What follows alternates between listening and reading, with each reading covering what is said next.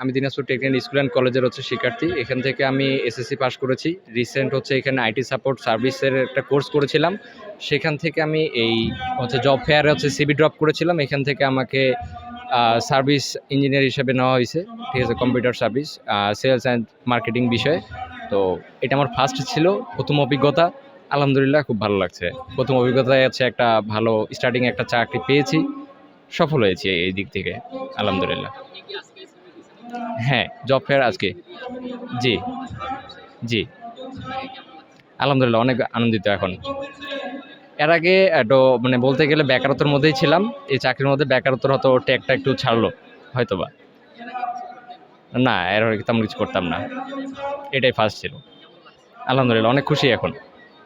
আমি এখানে আজকে দিনাজপুর টেকনিক্যাল স্কুল অ্যান্ড কলেজে জব ফেয়ারে আসছি। এখানে আমি 3 কি 4 জায়গায় আমি আমার সিভি দিয়েছি।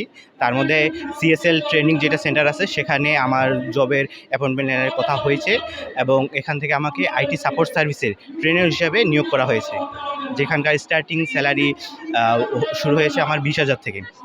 এবং সাথে এই আইটি সাপোর্ট সার্ভিসের ট্রেনার হিসেবে আমাকে যে দায়িত্বগুলো দেওয়া হয়েছে তা হলো যে আমাকে এনএসডি আন্ডারে বা অন্যান্য যে আইটি সাপোর্টের কাজ আছে এগুলো ক্লাস নিতে হবে, এবং স্টুডেন্ট যা আছে এদেরকে একটা এই আইটি সাপোর্টের বিষয়গুলো, যেমন আপনাদের নেটওয়ার্কিংয়ের কাজ আছে, তারপর কম্পিউটারের ট্রাবল শুটিং ইস্যু আছে, এই সব কিছু আমাকে আমাদের স্টুডেন্টকে শেখাইতে হবে। এই দায়িত্বটাই আমাকে দেওয়া হয়েছে আর কি। এটার প্রতিটা অবশ্যই তো অনেক আনন্দময় হবে, কারণ যেহেতু এতদিন বেকার ছিলাম, এখন একটা চাকরির ব্যবস্থা হয়েছে। এর মাধ্যমে অবশ্যই আমার একটা ইনকাম থাকবে, প্লাস বাড়িতেও একটা স্টেডি ইনকাম দিতে পারবো, যেটা জন্য অবশ্যই আমি খুব খুশি আছি আর কি। আজকে দিনাজপুর টেকনিক্যাল স্কুল অ্যান্ড কলেজে আমাদের একটি জব ফেয়ারের আয়োজন করা হয়েছে। এখানটায় বিভিন্ন প্রতিষ্ঠান তাদের জনবল নিয়োগ দিচ্ছে। সেই জায়গা থেকে আমরা দক্ষ এবং কিছু ফ্রেশার যারা নতুন একেবারে তাদেরকেও আমরা আজকে চাকরির ব্যবস্থা করার জন্য আমরা এখানে আসছি।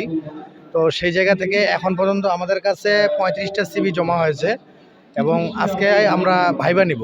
আমরা লাঞ্চের পরেই হয়তো ভাইবা নিব, হয়তো আমাদের যা প্রসিডিউর আছে সিস্টেম ওয়াইজ আমরা সব কিছুই করার পরে আমরা শেষের দিকে রেজাল্ট দিব। রেজাল্টের পরেই আমাদের হয়তো সর্বোচ্চ হলে 1 মাস লাগতে পারে। আমাদের আবার হেড অফিস আছে, হেড অফিস থেকে এইচআরএম বিভাগে এনাদেরকে ডাকা হবে। ডাকার পরে ওইখানে একটা ফাইনাল ইন্টারভিউ হবে। ইন্টারভিউর পরে নিয়োগ প্রদান করা হবে। এই পেশার উপর ভিত্তি করে আমরা দক্ষতার সাথে আমরা ট্রেনিং দেওয়া আর কি, শিক্ষা দেই আর কি। তো সেক্ষেত্রে আমাদের এই প্রতিষ্ঠান অল্প সময়ের মধ্যে ব্যাপক আপনার জনপ্রিয়তা লাভ করেছে। তাছাড়া আমরা খুব দক্ষতার সাথে এখান থেকে ট্রেনিং করে এনএসডির আন্ডারে আমাদের সিভি প্রায় ট্রেনারের সিভি পড়েছে 10টা। তার মধ্যে আমরা সিলেক্ট করেছি একজনকে।